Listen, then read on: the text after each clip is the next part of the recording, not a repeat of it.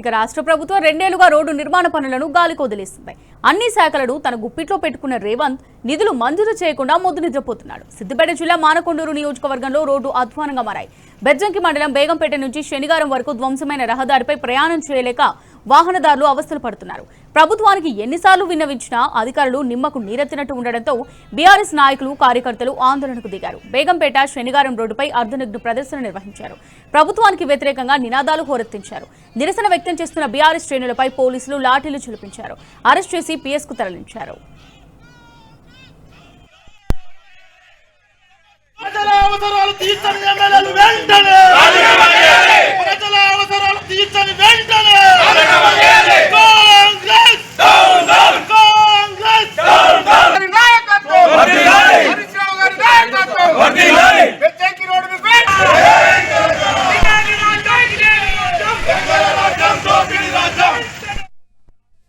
అయితే రోడ్డు కోసం నిరసన చేస్తే అరెస్ట్ చేస్తారంటూ బీఆర్ఎస్ నాయకులు నిలదీశారు. పోలీసుల అక్రమ అరెస్టును తీవ్రంగా ఖండించారు. ప్రజాపాలన అంటే ఇదేనా అని ప్రశ్నించారు. స్థానిక ఎమ్మెల్యే ప్రజా సమస్యలను గాలికి వదిలేశారని మండిపడ్డారు. అరెస్ట్ చేసిన బీఆర్ఎస్ నాయకులు కార్యకర్తలను తక్షణమే విడుదల చేయాలని డిమాండ్ చేశారు.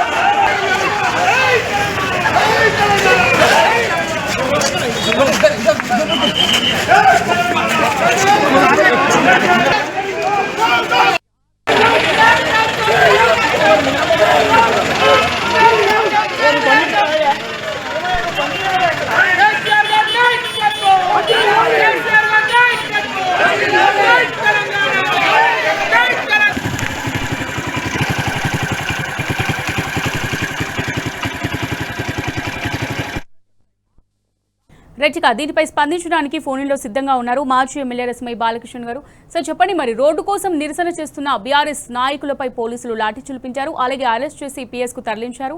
మరి ఈ అక్రమ అరెస్టు పైన మీ స్పందన ఏంటి? ఖండిస్తా ఉన్నాము. గతంలో నేను ఎమ్మెల్యేగా ఉన్నప్పుడు 2 సంవత్సరాల క్రితము ఆనాటి ముఖ్యమంత్రి కేసీఆర్ గారు అలాగే హరీష్ అన్న గారు మంత్రివర్యులు కాబట్టి సిద్దిపేట జిల్లాకు బెజ్జంకిలో కొత్తగా బెజ్జంకి కరీంనగర్ నుంచి సిద్దిపేటలో కలిసింది కాబట్టి రోడ్ అవసరాన్ని గుర్తుకొచ్చుకొని ప్రపోజల్ తీసుకొని పోతే చాలా రోడ్లను కూడా ఇవ్వడం జరిగినది. దానిలో పోతారం నుంచి బేగంపేట ఒక డబల్ రోడ్ కావచ్చు, తర్వాత వడ్లూరు నుంచి ఇంకొక రోడ్డు, తర్వాత గుండారం నుంచి చిన్నకోడూరు వరకు ఒక రోడ్డు. అయితే ఈ రోడ్లన్నీ కూడా మేము గతంలో శాంక్షన్ అయిన తర్వాత కొన్ని కన్వర్ట్లు కట్టడం జరిగినది. తర్వాత కొన్ని రిన్యువల్స్ కు డబ్బులు కూడా తీసుకోవడం, టెండర్లు కూడా అయిపోయినది. అప్పటికి కొన్ని పనులు మొదలైన తర్వాత ఈ ఎలక్షన్లు కోడ్ రావడము, తర్వాత మన పార్టీ ఓడిపోవడంతో కొత్తగా గెలిచిన ఎమ్మెల్యే గారు దానికి డిఫామ్ ఇచ్చిండు, అంటే అన్ని క్యాన్సల్ చేసి ఇచ్చినాడు. దాంతో సగం పనులు అయిపోయినాయి కాబట్టి రోడ్లు నడవలేనటువంటి పరిస్థితికి వచ్చి చాలా ప్రజలు ఇబ్బంది పడతా ఉన్నారు. బండ్లు బోర్ల పడతా ఉన్నాయి. ఇప్పుడు వడ్లు తీసుకుపోవడానికి కోసం లారీలు కూడా రావడం లేదు. ప్రజలు తీవ్ర ఇబ్బందులు ఎదుర్కొన్న పరిస్థితిలో ఎమ్మెల్యే గారికి పలుమార్లు కూడా విజ్ఞాపన చేయడం జరిగినది. దయచేసి రోడ్లు సగం పూర్తయినది కంప్లీట్ చేయమని అడిగితే ఆయన ఎలక్షన్లప్పుడు నేను నాకు వేయండి ఇట్లా గెలవగా నాకు చేపిస్తా అని చెప్పేసి అనేకమైనటువంటి వాగ్దానాలు చెప్పడం జరిగినది. అనేకం కూడా చెప్పిన తర్వాత చాలా ప్రజలు చాలా సార్లు ఆయనకు విజ్ఞాపన పత్రాలు ఇచ్చారు. వాట్సాప్లలో పెట్టడం, వాట్సాప్ల గ్రూపులలో రోడ్డు బాగు చేయమనంటే పోలీసులు వచ్చి తీసుకొని పోవడము, సోషల్ మీడియాలో రోడ్ల గురించి మాట్లాడద్దు, ఇక్కడ కూడా వీడి గురించి మాట్లాడద్దు అనేటువంటి ఒక భయానకమైనటువంటి పరిస్థితి. మేము గట్టిగా మాట్లాడుతుంటే నా ఇంటి మీద పలుసార్లు దాడులు చేయించుండ్రు రాళ్లతోని. చివరిగా ప్రజలందరూ కూడా కనీసం మీరున్నారు కదా సార్, మీరు ఉన్నప్పుడు ఇంత రోడ్లు తీసుకొచ్చారు, దయచేసి మళ్ళీ మీరు ఈ రోడ్లు వేయించే బాధ్యత కూడా తీసుకోమని చెప్పేసి ప్రజల కోరిక మేరకు ఇవాళ మా బీఆర్ఎస్ పార్టీ కార్యకర్తలు గ్రామాల ప్రజల సహకారంతో ఇలా నిరసన వ్యక్తం చేశారు. ఎలాంటి అక్కడ అశాంతి రేకెచ్చే విధంగా కానీ ప్రజలకు ఇబ్బంది కలిగించే విధంగా కానీ ఎలాంటి చేయలేదు. కానీ పోలీసులను అధికారాన్ని అడ్డు పెట్టుకొని మేము అట్లా ఏమడిగినాము, నువ్వు కొత్తగా రోడ్డు అడగలేదు, నువ్వు రోడ్డు తీసుకురమ్మని అడగలేదు. ఇలా సగం చేసిన రోడ్లను పూర్తి చేయమన్నందుకు అందరిని తీసుకొని పోయి కొంతమందిని కోయడ పోలీస్ స్టేషను, కొంతమందిని ఉస్మాబాద్ పోలీస్ స్టేషను ఒక భయానకమైనటువంటి పరిస్థితి చేస్తా ఉన్నారు.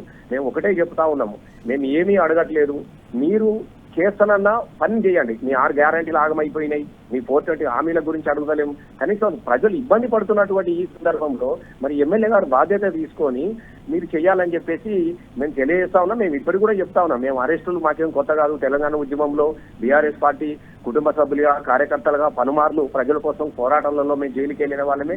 ఇప్పటి కూడా మేము జైలుకైనా దేనికైనా మేము సిద్ధపడి ఉన్నాం.